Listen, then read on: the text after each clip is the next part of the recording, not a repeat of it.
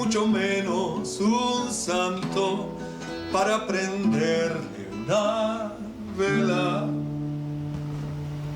Ali Primera. Más nada, pues, hablando de la libertad de expresión. Ese gran comunicador que fue Ali Primera. Impresionante. Trovador. Era de todo un poco, además, ¿no?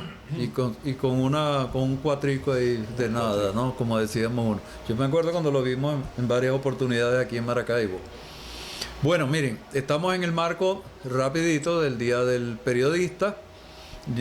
Rápido les leo el 58, que es como complementario del 57, porque dice la comunicación. Ya no es el periodismo exactamente, sino la comunicación es libre y plural y comporta los deberes y responsabilidades que indique la ley. Toda persona tiene derecho a la información que sea oportuna, que sea veraz y que sea imparcial y sin censura, de acuerdo a los principios de esta Constitución. Aquí se habla también del derecho a réplica. Nosotros queremos saludar a los periodistas este día.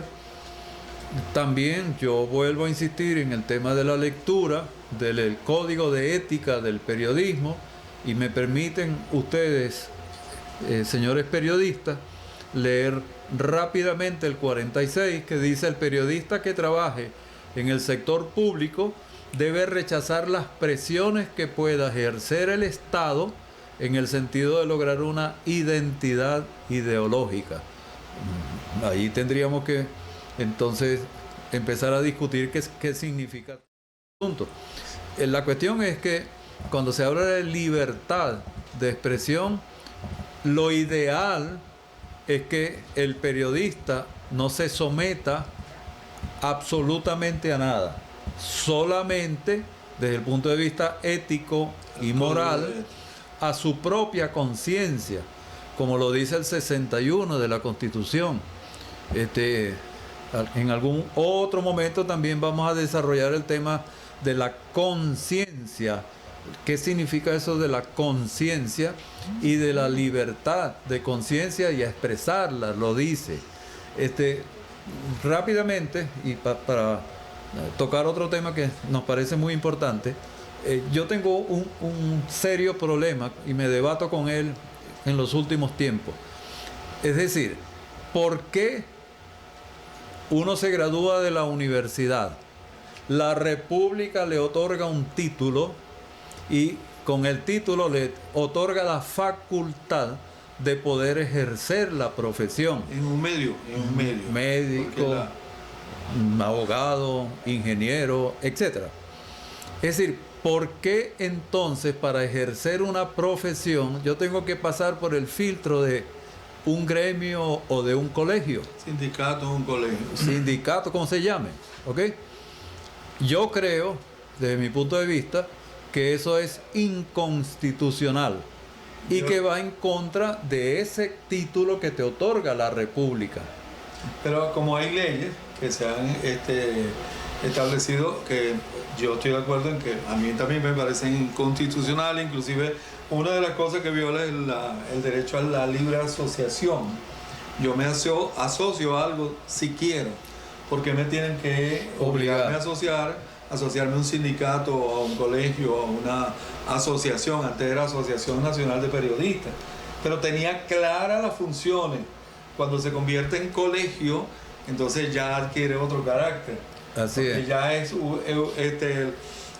como es parte de la ley estar inscrito para poder ejercer. Pero ¿cómo se le pide a una persona que tenga un título de lo que sea para ejercer la comunicación?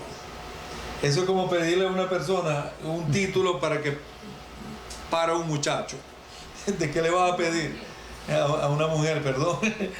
A una mujer, sí, obviamente. Porque es un acto natural, la comunicación es un acto natural. Ahora, cuando hablamos de comunicación social, pues se entiende que tiene otro alcance, otra función y otra misión, y tiene que haber una regulación, pero la regulación no puede estar en función de restringir ese derecho al ejercicio libre de la comunicación social. Sobre todo cuando insisto en ese punto, sobre todo cuando es la república. Ustedes tienen título universitario, los que nos están viendo ahorita, los que tienen el título universitario, léanlo otra vez para que vean que es la república la que le otorga la facultad para que usted ejerza esa profesión. Claro. ¿Por qué me van a pedir a mí que si el IMPRE, que si el yo no sé qué y el no sé qué más? No, aquí está el título, que me otorgó la república. No me lo otorgó ni siquiera la universidad, me lo otorga la república. Ahora, volviendo al tema de la libertad, que yo casi nunca hablo de libertad, sino de libertades. Libertad en un sentido genérico, pero que no existe la libertad como tal. Yo puedo tener libertad para algo, en algún país, en mi casa, yo solo. Pero la libertad, y les voy a poner ejemplos de países adalides de la libertad. En Estados Unidos tú no tienes libertad de expresión y no tienes libertad de prensa. No la tienes. ¿Les sorprende eso? Bueno, yo les voy a dar algunos ejemplos. Cuando Estados Unidos emprende una guerra como la guerra de Irak, todo se filtra a través de una oficina que usualmente es en Atlanta, a donde llega toda la información que se va a publicar y es autorizada o no. Si algún periodista o algún medio se atreve a difundirla sin autorización, pues tiene que pagar un precio. Por ejemplo, ir a la cárcel. Caso Assange. El caso Assange es a nivel de las redes sociales, de internet. Pero el caso de periodistas de la televisión que han ido presos por publicar alguna verdad sobre las incursiones de los Estados Unidos en otros países. Eso por un lado. Por otro lado está el tema todavía más serio, que es que los dueños de los grandes medios son los dueños de las grandes corporaciones mundiales. Me explico, se pagan y se dan el vuelto. Eso es como que yo soy un delincuente y yo tengo el poder sobre el sistema judicial y yo tengo el poder sobre los medios que informan. Ya está listo. ¿Cuál es el problema?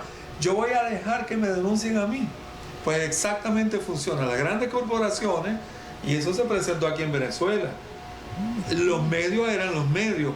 Cuando los medios empezaron a ser parte de una corporación donde estaba la fábrica de salchicha, la fábrica de discos, la fábrica de cerveza, la fábrica de las gaseosas, etc.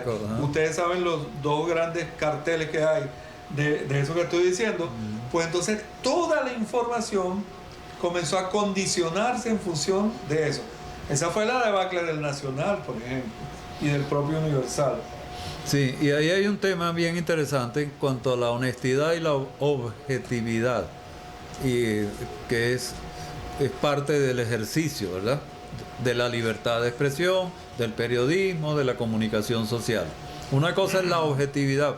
A mi modo de ver, la objetividad no existe en nada, absolutamente en nada. Existe la honestidad en el tratamiento de la información, de los datos, de los documentos, etc. La honestidad sí. ¿Cómo me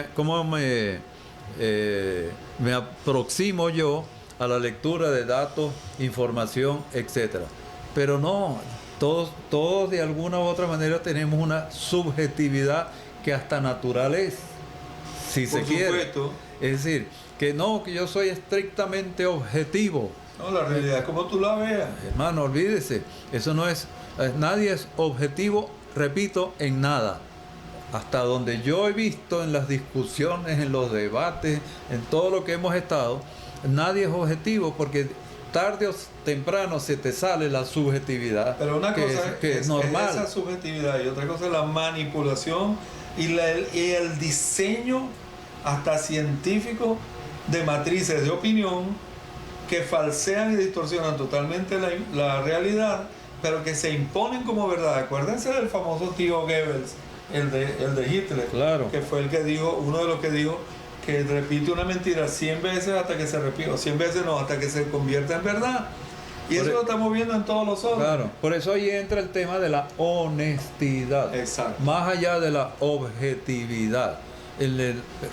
Oye, uno tiene que ser honesto cuando dice, mira, por ejemplo, esto que acabamos de ver ahorita, que el periodista que trabaja en sector público debe rechazar las presiones que pueda ejercer el Estado, tú tienes que ser honesto. Eso no se cumple. Tú tienes que decir, eso no se cumple. Ahí es el tratamiento de la objetividad en la lectura de uno de los elementos del código de ética. Porque lo otro es, se te sale la subjetividad cuando tú dices, sí, el Estado tal, tratas de justificar lo injustificable, pues. La realidad Claro. choca contra la interpretación que estás haciendo. Una de las profesiones más difíciles de ejercer, y cada vez más, es la de comunicador social o la de periodista. ¿Por qué? Porque el mundo se está manejando con la percepción de la gente. Cada vez cuenta más la percepción de la gente que la realidad misma. Y la realidad que nosotros estamos viviendo y cómo la interpretamos, cada cosa que opinamos de algo está casi totalmente condicionada por lo que en un gran laboratorio, en muchos grandes laboratorios, se diseñó como idea.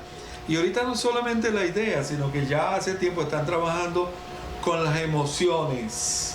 Por eso es, ojo, y lo vamos a discutir dentro de un rato, cuidado con interpretar la realidad así y en consecuencia sentir odio, sentir esas cosas hacia el enemigo que te crearon. Muy bien. Ya nos vamos al último segmento. Entonces va muy rápido. ¿Qué pasa con el tiempo? Así es, nos vamos de pausa y regresamos entonces al último segmento. Ya venimos.